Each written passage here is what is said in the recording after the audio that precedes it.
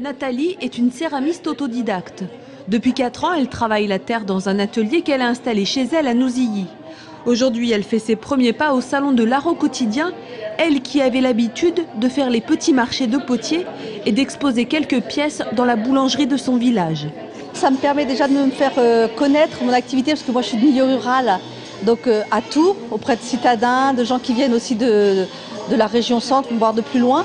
Et un peu le questionnement c'est sur pourquoi on en est arrivé là, quelle était notre démarche, comment on arrive de la terre à ces objets.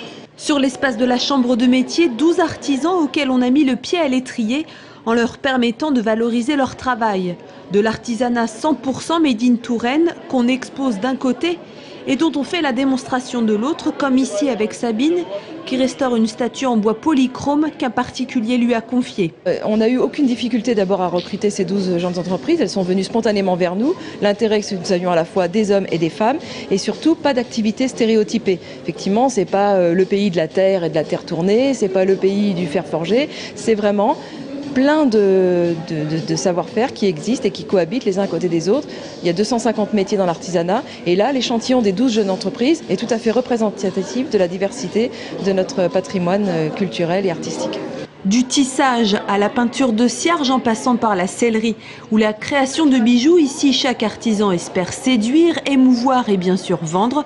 Mais l'opération n'est pas simple car il faut se démarquer parmi les 202 exposants. Il va quand même y avoir un retour sur le fait que j'ai une boutique en ville.